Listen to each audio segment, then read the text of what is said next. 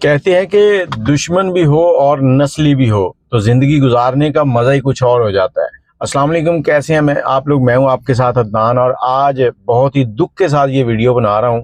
پوری ڈیٹیل تو میرے پاس نہیں ہے، لیکن میں آپ کو یہ کہنا چاہوں گا کہ منڈی بہاؤالدین نے منڈی بہاؤالدین والوں کا سر جو ہے وہ شرم سے جھکا دیا ہے۔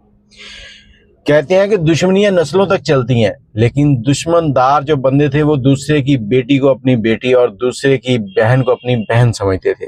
وہ نسلی لوگ تھے۔ آج یہ بے نسلے لوگ پتہ نہیں کہاں سے آ گئے ہیں۔ منڈی بہاؤالدین میں ایک شادی کا فنکشن چل رہا تھا، ہر طرف خوشیاں، زندگی چہچہا رہی تھی، اور یہ نوجوان اٹلی سے آیا تھا جس کے سر پہ سہرا لگا ہوا تھا۔ دلہن بیٹھی انتظار کر رہی تھی کہ کب نکاح کے بول بولے جائیں اور وہ قبول ہے کہے، اور اس کے بعد اپنے شوہر کے ساتھ اس کے گھر چلی جائے۔ اور ادھر بچے کھیل رہے تھے، سب شادی میں مگن تھے، عورتیں اپنا ڈریسنگ کر کے، مرد اپنی ڈریسنگ کر کے، سب خوش تھے۔ کوئی پیسے گھما رہا تھا، کوئی کچھ کر رہا تھا، کوئی کچھ کر رہا تھا۔ کسی کو خیال ہی نہیں تھا کہ یہ دشمنی والا گھر ہے، اور دشمنی والا گھر صرف گھر ہوتا ہے۔ یہ تو ایک میرج ہال تھا جہاں کئی گاؤں سے لوگ آئے ہوئے تھے۔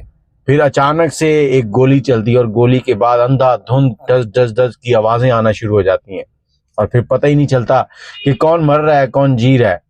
اور ادھر جو دلہا تھا اس کے بھائی نے بھائی ہونے کا حق ادا کر دیا، دلہے کے سامنے آ گیا، اپنے سینے پر گولیاں کھائیں اور اس دنیا سے رخصت ہو گیا۔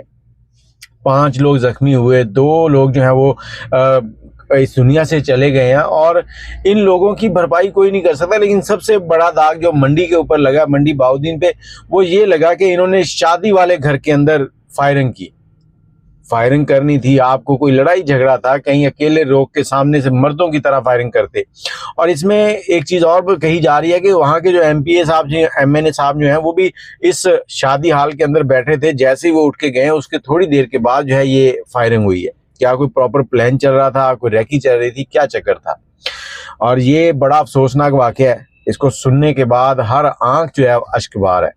کچھ وقت پہلے میں نے ایک واقعہ سنا تھا جس میں ایک جنازہ جو تھا اس کو دفنانے کے لیے پہلے تو جنازہ نہیں پڑھنے دیا جا رہا تھا، وہ بھی منڈی بہاؤالدین سائڈ کا ہی تھا۔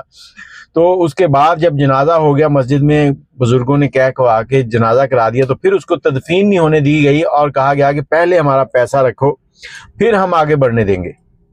اللہ کے بندو، اللہ کی رضا کے لیے معاف کر دیا کرو کبھی کبھار۔ جنازے کے اوپر فائرنگ کی، وہ واقعہ ختم نہیں ہوا، اس کا دکھ ابھی قوم لے کے بیٹھی تھی کہ یہاں پر ایک شادی کے فنکشن میں بچوں پر، مردوں پر، عورتوں پر، سب پر فائرنگ کر دی گئی۔ ایسے تو خسرے بھی نہیں کرتے جیسے تم لوگوں نے کر دیا ہے۔ اور اس شادی کے اندر جب عورتوں کی چیخیں اٹھ رہی تھیں تو عورتیں دوپٹوں سے اپنے منہ چھپا رہی تھیں، وہ آنسو نہیں چھپا رہی تھیں، وہ اپنا خوف چھپا رہی تھیں کہ ہمارے ساتھ کیا ہو گیا۔ ایک خوشی میں چہچہاتا گھر ایک ماتم میں بدل گیا، چند لمحے لگے۔ کچھ خدا کا خوف کرو۔ اور وہاں کے جو بڑے بڑے ہیں علاقے کے بااثر افراد، ان کو چاہیے کہ ان گھروں کے درمیان میں صلح کروائیں، ان کی دشمنیوں کو ختم کروائیں۔ اور سب سے اسپیشل بات اس کے لیے کہنا چاہوں گا، جو دشمنی ختم کروانے والا بندہ ہے نا، وہ پائیدار ہونا چاہیے۔ کئی بار کیا ہوتا ہے کہ صلح کرانے کے بہانے لے کے آتے ہیں، اور صلح تو ہوتی نہیں ہے، جب اٹھ کے جانے لگتے ہیں تو فائرنگ ہوتی ہے اور فیملیاں جو ہیں وہ قتل ہو جاتی ہیں۔ یہ بات سب سے امپورٹنٹ ہے۔